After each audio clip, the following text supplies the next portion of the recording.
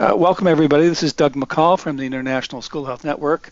Pleased to welcome everybody to this open web meeting, part of a series that is being sponsored by the FRESH partners. It's a part of a working group, which I'll explain a little bit later on, but welcome to this session. The session is being recorded, and you'll be able to access the slides and the recording on the fresh-partners.org website. And you'll be able to, and there'll be some other documents as well that posted there as well.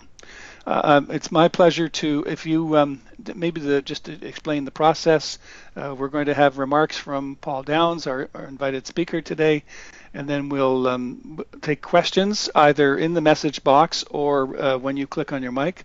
Looks like we're going to be a reasonably sized group, so we can be quite informal about it. It is actually a web meeting more than a webinar, so we're hoping that we can have discussion. So please don't hesitate to jump right in when that opportunity is there. But as Paul is speaking, if you have a comment or a question, please post it in the box and I'll come back to it so that we can have a flow of questions right after his remarks. So welcome again. I'm going to just introduce the session, maybe starting with Paul. As the slide is indicating, Paul is the director of the Educational Disadvantage Centre at the Dublin City University in Ireland. Has done a lot of work for the European Commission, and we're really pleased we're going to be drawing from one of the several papers that he and his colleagues have done for the European Commission over the years. And so I'm really pleased to be able to benefit from Paul's work and that of his colleagues. The session is part of a series, as I've indicated. The FRESH working group is looking at health literacy, life skills, and social inclusion. The work of the working group is anticipated to be finished in March or April of this year with a report, but we're hoping will be followed up by a research network sponsored by the World Education Research Association, as well as a consortium working on education, teacher development, and other faculties that is being led by the Global Network of Deans of Education. The policy hook for these discussions has been the monitoring of achievement of goal number 4, which is the education goal of the UN goals, and target 4.7, which is looking at the educational goals and student learning outcomes within that. But there are many other policy initiatives at a global level that this will have relevance to. There are many paradigms related to what we're calling health and personal and social development education. As you can see, the third paragraph there is social inclusion, but there are many different ways that people have gathered knowledge and experience about these different things. And this working group has been exploring several of those, both in terms of web meetings like this or in discussion papers as well. So we're really benefiting from about 70 different people around the world who are contributing their time and expertise into this process. Really pleased that it's really moving forward quite well. This is the framework that the working group developed. It's fairly typical.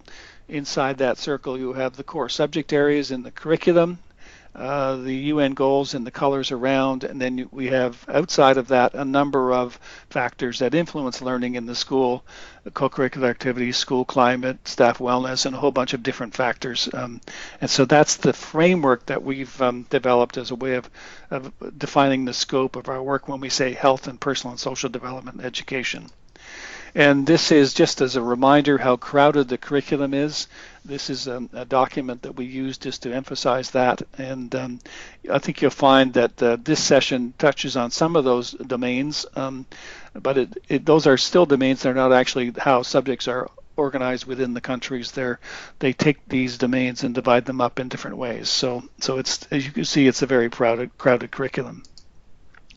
I'm going to come back to Paul's slides and going to make Paul into a presenter. Paul, you should be seeing a slide at the top saying you can take control. I don't currently. It's just something saying loading, but I'm sure it'll come up in a minute. Okay. Maybe it's reloading in your screen. Maybe we can start. Well, let me just where are you here? You should. Okay, you can hear me at least. Okay, at the Yes. moment I was able to see all the slides. Now I just see a blank screen loading. Oh, it says, oh, so I press take over as presenter. Okay. Yeah, there you are. Okay, so you should now see. Yeah. Okay, there we Okay. go. Great. Okay. And you can Okay. advance So the let's move. slides. Yeah. So move forward. Yeah. Okay. I Yeah. have it now. Thanks. That's Okay, great. great. Thanks. Thank you, Okay. Paul. So okay. Thanks, Doug. Firstly, to emphasize, inclusion and exclusion are spatial concepts. So relational space is a core idea underlying our idea of inclusive systems. Similarly, inclusive systems, the focus on promoting inclusive systems, goes beyond simply trying to prevent something, preventing school dropout, preventing bullying. We need a vision of inclusion at system level. So they're the kind of two abiding themes of today's presentation, developing inclusive systems and applications of that, as well as relational spaces, in particular concentric compared with diametric relational space. This presentation is based on a synthesis of our report published by the European Commission on structural indicators for inclusive systems in and around schools, also my recent book with Routledge on inclusive systems as concentric space, and other publications looking at differentiated need regarding prevention. So just to move then, also regarding structural indicators, this framework is developed by analogy with the UN right to the highest attainable standard of health. It's looking at structural indicators not simply from a rights-based perspective, but from a system transparency perspective. So the structural indicators are like an X-ray into the system to see are systems inclusive or not. So these indicators can be at national level, at transnational level also you could argue, and at school levels. And our work has been informed by international research as well as EU policy documents for the European Commission, but it's also based on the notion that we need a multidimensional approach to these issues. That there's not just one size fits all approach, so we need to see the complexity at system level on these issues. I'm not going to go through all of our report for the Commission. Some of the headings are here. Not all of them you can actually see on the screen. Most of them you can. Promoting system integration of policy and practice, macro structure issues, whole school approaches, teacher and school leadership, quality issues, multidisciplinary team issues, and vulnerable individuals and groups are also targeted, as well as family issues. Okay. So a key feature of structural indicators is that it in some way tries to overcome the traditional dichotomy between quantitative and qualitative approaches, because these are factual, potentially verifiable yes-no answers about a system. They can be relevant for external evaluation or for self-evaluation. So it's looking at key structures, mechanisms, or principles in a given system, whether that's a school or a wider set of systems. So a key aspect of structural indicators is that they address the what issue. So is an issue being addressed by a policymaker or not? The how question regarding local ownership and autonomy is left for the local level. So it's a kind of combination of a national strategic direction focus with local autonomy combined. Our report for the Commission emphasised a number of key governing underlying principles, some of which I will emphasise today, such as a systemic focus not only on individual non-discrimination, children's voices, the UN Convention on the Rights of the Child, which of course the US is the only country not to have ratified the UN Convention on these issues, a holistic approach, marginalised parents focus, and differentiated need, as well as multidisciplinarity. So I'll touch on some of these issues in the presentation today. Most particularly these three. Okay, holistic approach. Everyone loves the word holistic, but it's often not very closely defined. Here we're arguing about to integrate social, emotional, as well as physical needs with, and not simply the academic cognitive ones. So that these need to be combined, and we need a holistic vision of the individual. The systemic notion also goes beyond the currently very sort of fashionable term of resilience, to see not only about a focus on individual resilience, but on inclusive systems. The critique here is that we want to move beyond a paradigm that sees the child as a kind of heroic, resilient individual. So we're not trying to create people who are Wonder Woman or Superman. In terms of resilience, we need to have inclusive systems around them to enable this to be a routine part that they can overcome adversity. This is based on the systemic view rather than just simply individual strengths. Differentiated point I'm going to come on to, but again, the notion of differentiated need is not just a one-size-fits-all approach. So we're critiquing Rutter's notion of resilience, but also Michael Unger's work. He discusses resilient systems. So we're arguing for a shift from resilient systems to inclusive systems. On this point, I want to bring in what can be seen as a Western cognitive bias, even at the simple level of perception. Masuda Nisbet's study illustrates this reasonably well, where generally US subjects in this study, when asked to describe a fish going across an aquarium screen, focused on the foreground fish, not the background context the fish was swimming within. In contrast, more of the Japanese participants emphasized the background environment in which the fish was swimming, not simply the foreground fish. So by analogy with this is that we need to focus not simply on the child as the foreground fish in the system, but the underlying water and environment in which the child is swimming, whether in school, family, or community context. So it is a systemic concern with background conditions that may be missed, through focusing only on the foreground. So Michael Unger has broadened Rutter's concept of resilience to take a socio-ecological systems model. But as I said, the resilient systems model does not tend to emphasize integrated services as part of inclusive systems of care. Similarly, it underplays the emphasis on outreach to marginalized families and the need for a relational space of assumed connection between state services and vulnerable individuals. Now, I'm not sure if you can see all of this on the screen. I can't. I'm just going to. It cuts off at the end, but obviously the public health model of need here is another key feature of a differentiated strategy for inclusive systems. I'm sure you're reasonably familiar with this model to distinguish, strategic system interventions for all those at moderate risk, which tend to be more group focused. For some, individuals, and then the indicated prevention level, which is chronic need and intensive individual or family support. So just to give some examples of distinguishing this need or these levels of selective and indicated prevention in recent research, we see in a Norwegian context, Frosted et al. Study highlighting that loneliness was as big a factor in intending to drop out from school as academic performance. So loneliness is not a chronic need level, it's more a moderate risk level that is malleable arguably at system level. So that's a selective prevention level of moderate risk strategy that would need to be addressed. Whereas in contrast, Quiroga's work in Montreal emphasizes depression-related issues to drop out, which is looking much more at the indicated prevention, more chronic need group. And so Quiroga emphasizes the need to target mental health interventions for preventing these issues.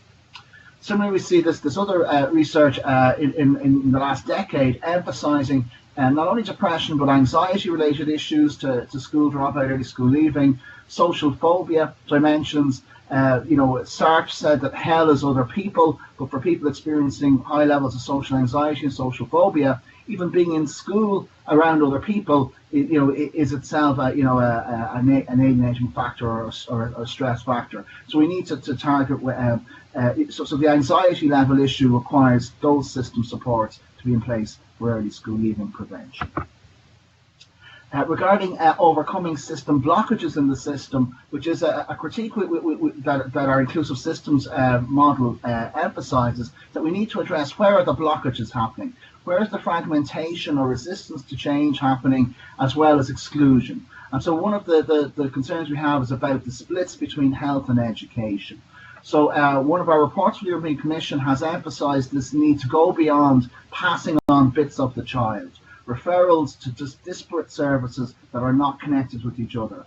So our Alliances for Inclusion report argues to go beyond this territoriality towards much more team-based working, multidisciplinary teams that are direct delivery, not simply committee sitting, which are, obviously these teams are expensive and you want direct delivery rather than professionals highly paid sipping lattes, discussing families and children without the direct delivery dimension. Also, just to emphasize as well, part of this, the background to this inclusive systems vision is not only about bridging health and education, but critique of the OECD's frameworks on steps to equity in education. Don't disagree with what the OECD put forward, but it didn't go far enough, and it tended to completely overlook emotional, relational aspects to inclusion in school. So we're trying to redress that. We see also work in the US context, Freudenberg and Ruggles' work argue for reframing school dropout as a health issue brings new players into the effort. So we need to see these issues as health issues and not only education issues, whether early school leaving or school bullying and violence. So going on further to this relational space notion as part of inclusive systems, this is addressing some of Bronfenbrenner's, the limitations in both early and later Bronfenbrenner. And obviously Bronfenbrenner is very ubiquitous across developmental and educational psychology and has many, many strengths at various levels of system dimensions. But it has certain weaknesses, as my recent book highlights. So it does not address system blockage, inertia to change, or fragmentation. It tends to overlook power relations in a system, resistance to change as well, and how systems may displace one problem from one area of a system to another. Also, it adopts a static concentric space model. Nevertheless, a strength, I argue, in my new book is that the concentric spatial model is a deep spatial insight of Bronfenbrenner that he underdeveloped in his work. So the argument here is for two models of contrasting notions of relational space that influence inclusion and exclusion across systems in and around schools. So the contrast here, this develops Levi-Strauss's structural anthropology, but seeks to go beyond it and does not rely on his structuralist paradigm. But basically the key contrasts here are between a diametric space, which is a division in half by a diameter of two poles into equal halves. So the associations of diametric space are with separation between these halves, divided into sort of black, white, us, them, or, structures of othering are built into us, them, above, below. So hierarchy is a feature of diametric space. The in-group, the out-group, these are all the features of diametric spatial systems, whether systems of cognition, emotion, social interaction. So I'm expanding the realm of ranges in which Levi-Strauss observes these diametric spatial structures. And of course, these are cross-cultural spatial structures observed by Levi-Strauss and many of his colleagues in anthropology. I'll come on to the issue of mirror image reversals in a few minutes. Just to note also that concentric spatial structures is a different notion, which is much more connective between the inner and the outer circle. Concentric literally means concentric, so that the circles operate around a common circle. So these are much more connective notions of relation, where the inner pole is not reducible to the outer pole. There's a distinction, yet it's based on a fundamental connection. So this is a model of an inclusive system I'm arguing today and in the book that for concentric relational space. So we need to shift from diametric spaces in schools, in and around schools, of assumed separation, splits, fragmentation, more towards concentric, connective, interactive systems. You could say more loosely that concentric systems are more fluid and open and interactive compared to the more rigid diametric solid systems.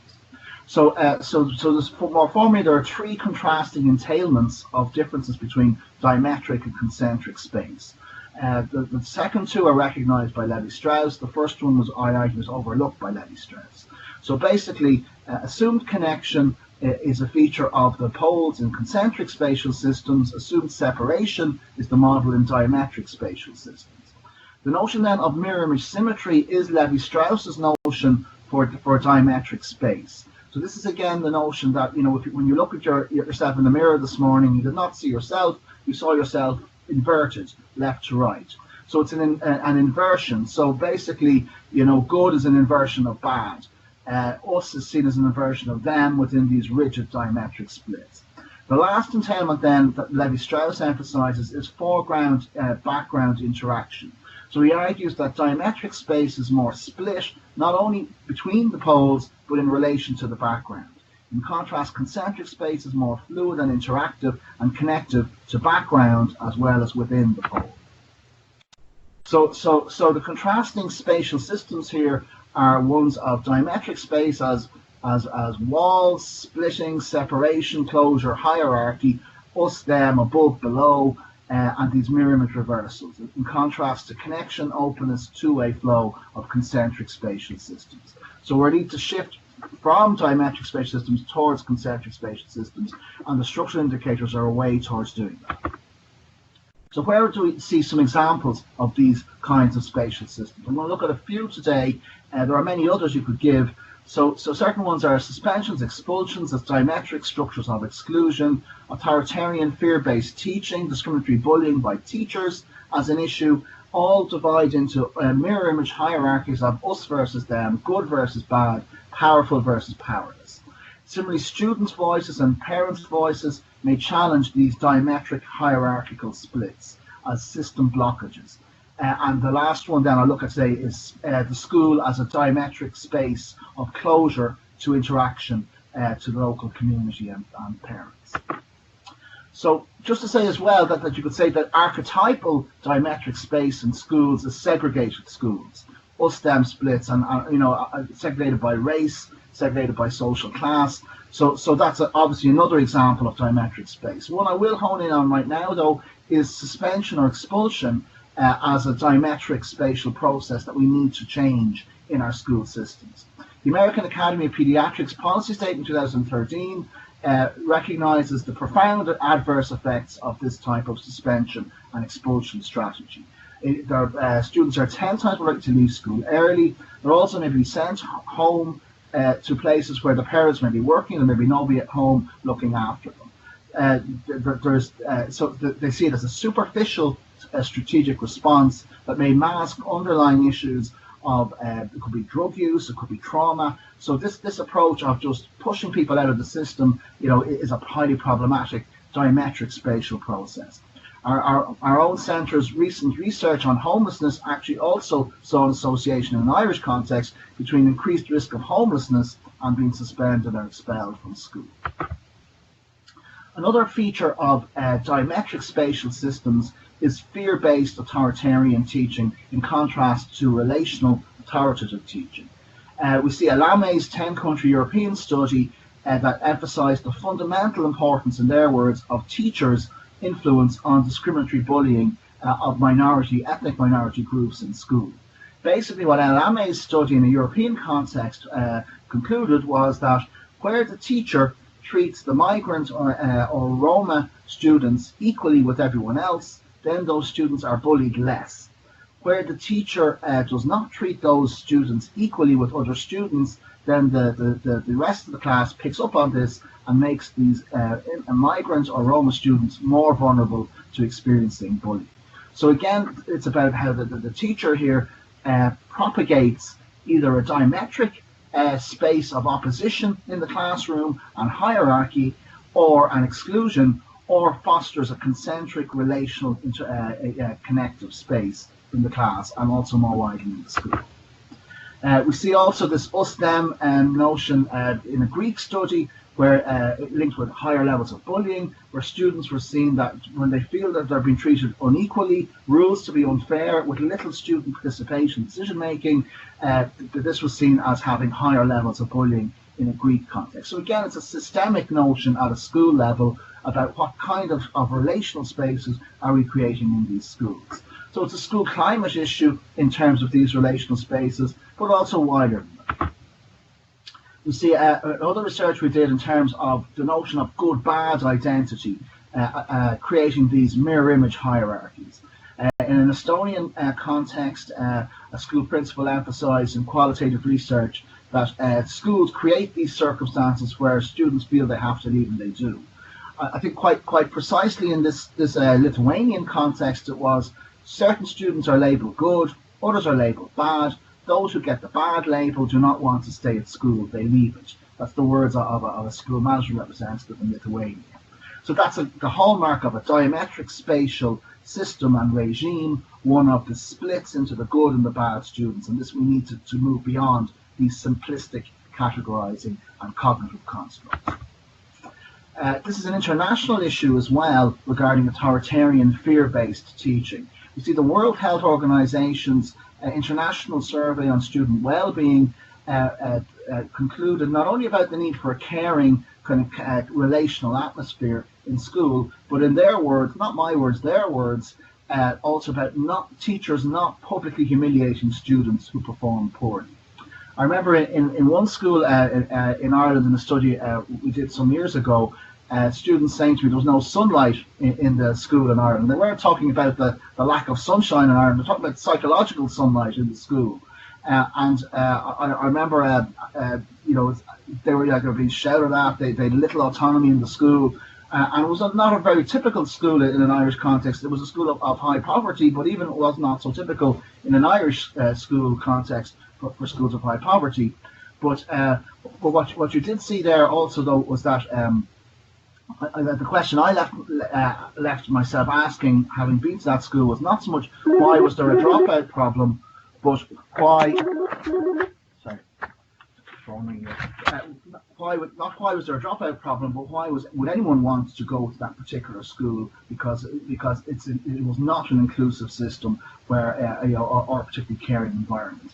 The school principal there said to me after I said to the school principal afterwards, I said it's really nice when you come into your school. There's this big open space in the school, and the principal said, "Oh, we're trying to get rid of that space."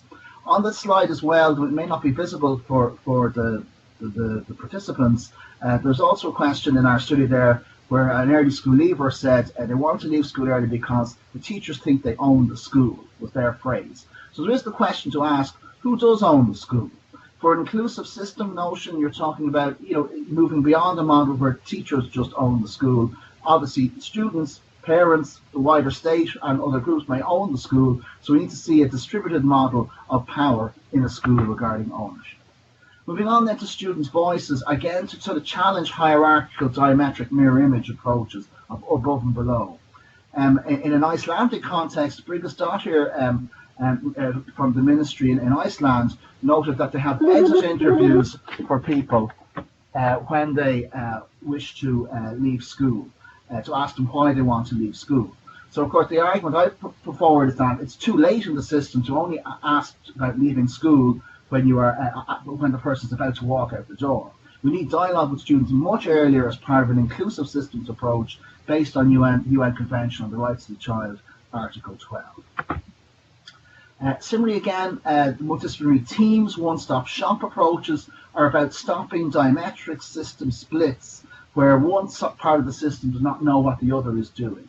So there's an increasing movement in the European level towards one-stop shops, putting various services co-located together as part of team building. So Eurochild, in their report, recommends that bundling services together in one location rather than having this fragmentation of services all around the place. It's much more accessible for vulnerable families to have the services in one location with a common framework of teamwork. This notion of parental involvement also needs to go beyond Epstein's model. Epstein's model is very good and well known regarding parental involvement, but again it fundamentally splits health and education in diametric terms. So we need to integrate the family support services discourse with the parental involvement discourse. Family support is very much seen as a health issue, parental involvement is seen as an education issue, but we need to bring these together as part through the triangle of the public health model of prevention issues. Also, the issue of parental involvement relates to the opening of schools after school hours for lifelong learning classes for parents, particularly in marginalised communities. In one of my studies across 10 European municipalities, I asked the question about what is this taking place that schools are open after school hours. So again, this is a challenge to diametric space of the school as a closed system to a more concentric, open, interactive school with background. So we see here in some European cities, in The Hague in the Netherlands, in Gijón in Spain, this is quite prevalent. Over 80% of schools would open to the community and parents after school hours. Tallinn in Estonia, Stockholm in Sweden, somewhat so. Other cities such as Antwerp in Belgium, Usti in the Czech Republic, Munich in Germany, much less so in terms of opening to the background community. Also, just to note, an inclusive systems focus can kill two birds with one stone, for want of a better phrase, in that there may be two disparate policy priorities that can be supported through an inclusive systems focus, such as, for example, early school leaving and school bullying or violence prevention. So we see here that, we argue in another report of ours for the European Commission in 2016 that these issues are two sides of the same coin. Cornell's work has emphasised that not only do you have to are you at risk of early school leaving if you're a direct victim of bullying, but if you're going into a school environment of teasing and bullying, this is a high risk. So Cornell's work concluded that prevalence of teasing and bullying was as big a risk factor as poverty or academic failure for school dropout. So our report for the Commission here emphasises common threads across for prevention regarding bullying and early school leaving, as well as common risk factors such as school absence is the first indicator of school dropout. It's also associated with being experiencing bullying in school. Negative interpersonal relations with peers and conflict with teachers, low concentration, decreased academic performance, all associated with school bullying, but also with early school leaving. Negative school climate issues, similarly again. Also, in terms of the system supports for both of these issues, whether it's in concerns of transition from primary to post-primary, this is a school dropout issue, but also a heightened risk of bullying transition time. The multi-professional teams for complex needs to address this for bullying perpetrators with complex trauma that they're externalizing through their bullying. But it's also an issue there for a lot of young people who've experienced trauma, but trauma is a risk for early school leaving. So the adverse childhood experiences paradigm here, needs to be integrated with multi-professional teams. But also language support issues, language difficulty issues may be linked with aggression, but also may be linked with poor educational attainment, which may be related with early school dropout. So we need a family support services vision integrated with schools, both for early school leaving prevention and for bullying prevention as part of an inclusive systems paradigm. This also needs to address outreach issues. So we're looking for also an integrated strategic response at system level to prevent, for example, what may be a bullying issue being displaced into an early school leaving issue. So, for example, if the response to the system is the person who's the bullying perpetrator becomes suspended or expelled, they're then making a bullying problem become an early school leaving problem. So again, it's about a system focus to address maybe disparate problems in an integrated way. So to conclude on the aspect around the spatial discourse, to ask the question, where are the system splits, closures, exclusions, oppositional labels, the simplistic constructs between good and bad, us and them, the insider, the outsider, the norm, the other? Where are these in the system, and how can we restructure these towards concentric spatial systems of inclusion? So we're talking here about a contextually sensitive yet proposed universal spatial discourse for system change in the shift from diametric to concentric spatial systems. We've also, in our report, set out a range of structural indicators for these as a matrix tool. As I mentioned earlier, it's already translated into 22 languages across Europe, and Doug has added these slides in here as a possible framework for FRESH to work with beyond the European context, obviously internationally. Some of the headings here are about integrating policy and practice, and macro structures, whole school approaches, multidisciplinary approaches, teacher and leadership quality. There's a range of precise indicators addressing various aspects of those, as well as vulnerable individuals and groups and parental involvement and family support. So illustrative examples of these structural indicators, and I'll finish soon on these points, is there, for example, a coordinating body at national level for inclusive systems in and around schools? As is hopefully obvious, the notion of inclusive systems here is going beyond special educational needs. It's a wider notion of inclusion. In and around schools means that it's also the support multidisciplinary team support services around schools that need to be looked at. And so is there a coordinating body driving this agenda that ensures coordination across policy sectors? So some of my own work has been advising ministries, in Europe to try to get them, the different health and education ministries, to talk to each other, and social affairs ministries. So we need much more connection at those strategic levels. So another one would be alternatives to suspension and expulsion. Is there strategic commitment to replace the suspension and expulsion with alternative strategies, such as with multidisciplinary teams to address complex needs? There are also indicators on school and classroom climate, on students' voices, and these are basically yes, no, factual, potentially verifiable questions about a system.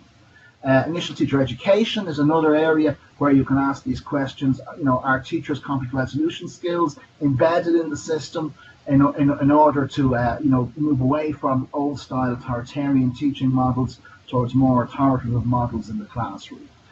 Similarly, case management systems as part of a cross-sectoral cooperation across education, health, and wealth. Outreach issues again. So they're just a flavour of some of the indicators that our report from the European Commission has developed. I think I might stop there. Okay. Obviously, if you have questions, or we can talk further on the wider framework of the picture. Okay. Thank you very much, Paul. Excellent presentation, and I felt like I've done a research review as you've gone through the slides. What an in-depth look at the values and the principles underlying some of the practical things you have at the end of the presentation. It's a great combination of theory and practice, and so thank you for that opening set of remarks. Open it up for questions or comments. Just click on your mic and introduce yourself, your name, and then jump in and ask questions or comments for Paul. Hello, I'm Paula from Quebec. Thank you very much for the presentation. This is very interesting and a global view. We are thinking of maybe a tool or something to help not teachers, but school directors to maybe have a look or a view on their practices. So is there, I'm thinking of I'm sorry, my English, switching from French to English. Is there a tool or a questionnaire with indicators of inclusive practices, like an existing tool that you know? Yeah. So at the end of our report, first of all, at the end of our report, we set out these tools for schools and for policymakers. So on the link there, on the slide that's currently on the screen, we have those indicators. It's translated also into French. It's translated into 22 countries. The tool for schools has been translated officially by the European Commission. The tool for policymakers has not. I think to assume policymakers will understand English, but anyways, so the tool is available. So it can be used as a self-reflection approach on inclusive systems for schools. Wow, wonderful! Thank you very much. Other questions or comments? Maybe picking up on that, and certainly as Paul's indicated, through the Fresh Working Group, we could going to try to develop the indicators further that Paul's report presents. Our focus is more at the national level or the state or provincial level, and we'll be focusing on that. But having school-based tools is very important too, and maybe we'll be able to do this by email or perhaps in another session, looking to develop that set of indicators. I think it's important that in Paul's explanation that you're able to get to a question that is asking for a factual response, yes or no, or maybe some variation in terms of in part, so that people can get a sense of where they're at relative to that indicator. And so there are many such tools dealing with health, but not so much dealing with the concept of social inclusion. And so it's really important that we can use Paul's work as a bit of a stepping stone to move forward on it. Further questions or comments from folks? Yes. I have a question. Go ahead. Hi, I'm Sarah from Quebec, Ministry of Education and Higher Education. I would like to know where I can find all the reference you get in the presentation. I work with the First Nation and Inuit people, and a lot of things that you refer to, they signal it like a problem or maybe a solution. So I would like to read more about this and have things to present to them and help them to find solution. So just to say on that, the tool is the one of the endpoints of the wider report for the European Commission. Not the tool, the reference when you were speaking about a research or a thing like this, not the tool themselves, but what you have. Just say that at the end of this presentation, there's all the references are cited there also. So those references will hopefully be shared with everyone. Yes, we'll do it both. Paul, we'll do it both as a separate document, but also if you want to just click and advance a couple of the slides, people will see the many references you've got. I have to tell you, I don't see the presentation because my computer don't support Skype. I only have my cellular, and I just hear you. Oh, so okay. They'll be online I'll post the page that they'll be online. But Paul is just going through the references that he's made to the various things. So, and I'm just going to post the slide. This is the page here. I've just posted it into the chat box. That's the page that you'll be able to get the not only the slides but also the recording. Thanks a lot. Further questions or comments? I've often said that the most practical thing people need when we're doing program planning is to have a good theory, and Paul has taken us through a number of the theories that have underlined his work and this set of indicators. It's the reports he's always brought it back to an example of country or practice, and so I'm very appreciative of the fact that it's, as I say, both theory and practice in this presentation leading to policy. It's really an excellent presentation. I had a question, Paul, and maybe it's something for all of us to think about. In your comments, you talked about system inertia and the blockages and the barriers that can occur by working between sectors and across ministries and agencies. And I think that's something we all need to learn a lot more about. In our work within the International School Health Network, we use the word systems in a slightly different sense of systems of government, systems of agencies at the community level and then leading into schools. And we talk about the barriers and the silos and all that kind of stuff, but we haven't really understood why that happens and why there is such inertia.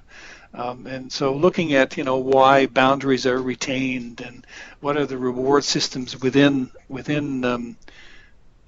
systems and why teachers in certain schools, the teachers are, here's another example, teachers are hired back into communities similar to what they grew up in terms of a social reproduction kind of process. And so knowing more about that, knowing more about teacher beliefs, knowing more about the concerns of middle managers, knowing how budgets are formed and whether there's any inter-ministry or inter-agency budget development, that kind of stuff.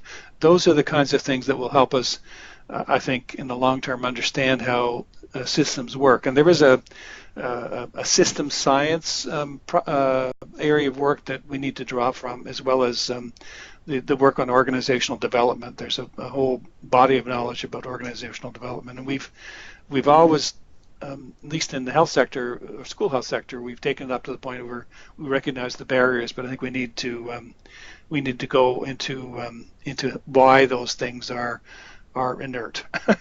I think there's also one of the notions in system theory is that you have the unofficial system practices, yes, not only the official system practices. So hopefully the structural indicators framework is asking about a lot of the unofficial practices to make sure that they are addressed in some way. There's that issue. On your wider point about, you could also develop an issue here of access to education and what are the social backgrounds of the teachers in the system, and do we have diversity of access to the teaching profession? That's another dimension to inclusion that you could certainly, develop further. We try to do some work on that in the European context. One other point I would make, though, in terms of system incentives, I remember a school principal in Kosovo say to me that the teachers are not paid enough to be nice to the students. Okay. Now the answer back I sort of said to him is that there's two levels here. One is a caring, relational teacher, but the other is teachers that may, in their communicative approaches, be really damaging the self-image and mental health of students through angry authoritarian practices. So there is, I think, that the medical notion primum non nocere, first do no harm. And I think teachers need to see themselves as health professionals, not simply as education professionals. And you don't expect nurses and doctors to be shouting and screaming at patients, even if the patient is difficult. So I think we do need that sort of change in the relational competences of teachers, which comes back to the initial teacher education issue as well. Yes, and others, please jump in if you have comments on this. I see Paula has going in further on this issue of systems change. I think is really important. And I know in our work we've looked at, or others have begun to look at teacher beliefs, even something as simple and complex as obesity, and what are the beliefs in the community about obesity, and because teachers will hold those same beliefs. They won't be much different than the community they're teaching in, because they're being hired back to communities that they're much like, and so it's not only the teachers, but it's the community norms and the social norms around the school. Yeah, so I suppose one of the arguments we're putting forward, certainly in the 2019 book with Routledge, is that individual experience, including beliefs, is a system itself. Okay, so it's one of the things that Bronfenbrenner tended to neglect, is that while he did talk about phenomenology, he did not really develop a systems notion of the individual as an intrapsychic system. So what we're looking at here is how to overcome the diametric spatial systems of belief that teachers may have. Okay, good. Thank you. Comments, further questions from folks? Please jump in.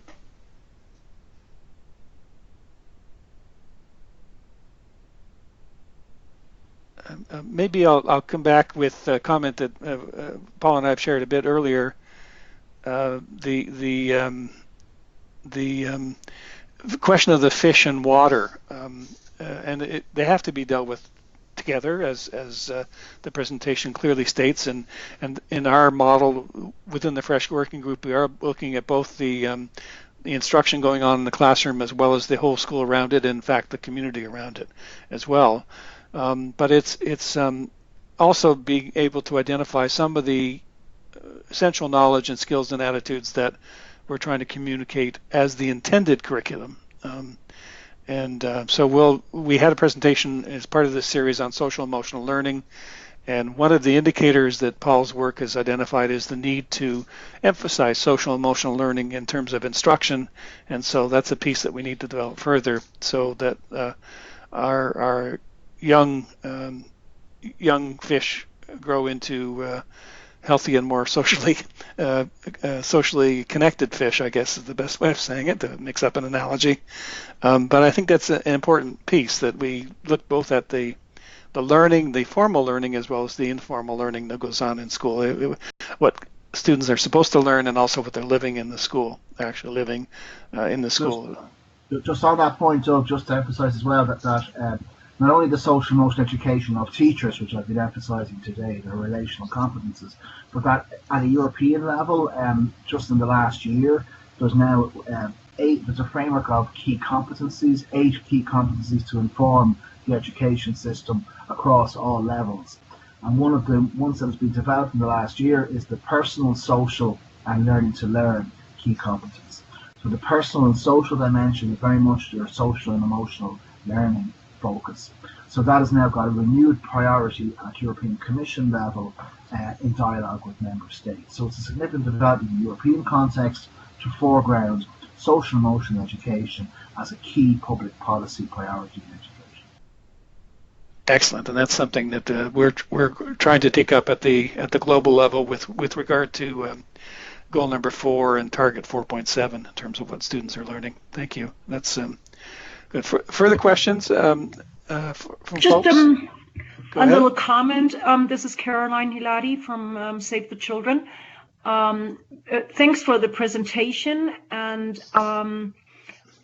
basically, the work that I did during this year was in countries where, I could say basically almost the entire population that goes to public school is somehow excluded. I've done some work in Bolivia, Haiti, and Niger this year. When we talk about social inclusion, it's kind of, I'm a bit struggling trying to find, how that applies to low and middle income countries and failing states. Oh, and in Venezuela. I'm just back from Venezuela.